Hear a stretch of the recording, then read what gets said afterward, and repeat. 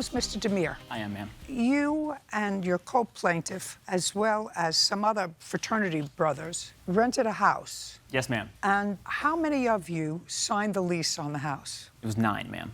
I'd like to see it. Yes, ma'am.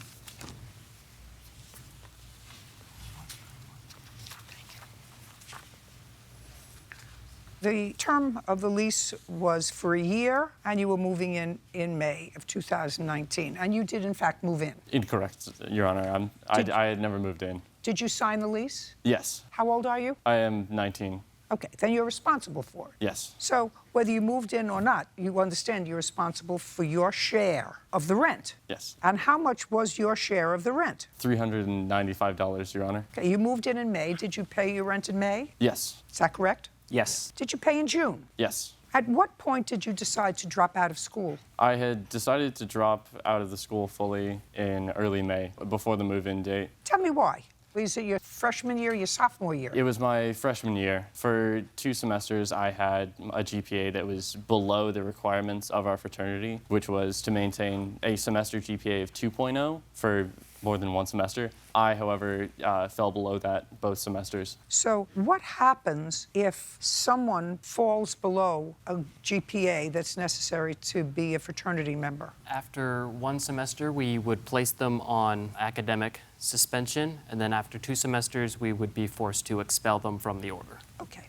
And if you expel them, could they still be in the fraternity house? Yes, Your Honor. Because they've signed a lease. Yes, Your Honor. Did you discuss that with Mr. Reiber? From our perspective, we didn't know he was not intending to live in the house. Well, Mr. Reiber, you knew when you signed this lease in February, you knew that you had to maintain a certain GPA. Yes. In order to remain an active fraternity member. If you fell below that GPA, you were still permitted to stay in the house. I was unaware of that, Your Honor. Well, you have a lease, sir. Yes. Your lease is with the landlord. It may have been unpleasant for you to stay in the house, but you have a lease with the landlord obligating you to pay rent until the end of the term. Now, you say that he could have stayed in the house even as a non-fraternity member.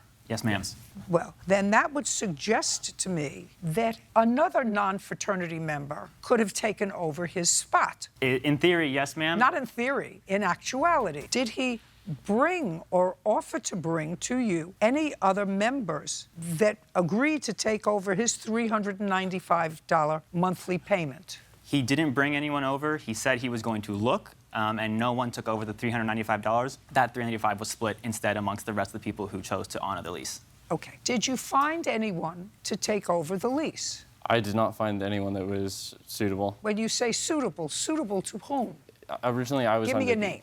Okay. Give me a name. And how did you find him? Johnny Jones was a student at the school. One of the promising candidates that I looked at was one of our fraternity brothers, Hector. I had questioned him about it to see if he would be able to live in that house, but eventually it fell through. So you didn't find anyone? No. Well, then you're obligated to pay for the remainder of the lease. If you had found someone, and it doesn't necessarily have to be a fraternity member, it could have been anyone. Because if they say that you could stay in the place and you're not a fraternity member, then they can't turn down somebody else. But you have an obligation that if you're not fulfilling the terms of your lease, then you have to pay it. But right now, we're in January. Find somebody, find a student. It may be difficult, but that's your obligation. You signed the lease. You have something to say. You're his father. Yes. What do you have to say?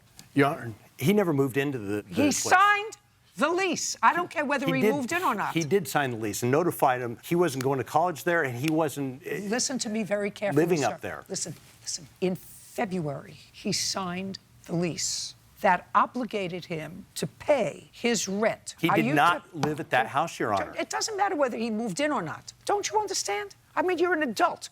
You sign a lease, you are obligating yourself for your share, whether you move in or not. This is your son's commitment. If he screwed up in college, that's not their fault. That would be his fault. That's his lease. That's what you should be instructing him, whether he moved in or not. Doesn't make any difference whether you stayed at the Ritz or not. If you cancel the morning you're supposed to go, they're going to charge your credit card for 2 nights. That's his contract, and that's what you should be teaching him. How much does he owe for the remainder of the lease? The entirety is $3,950. $3,950. Judgment for the plaintiff.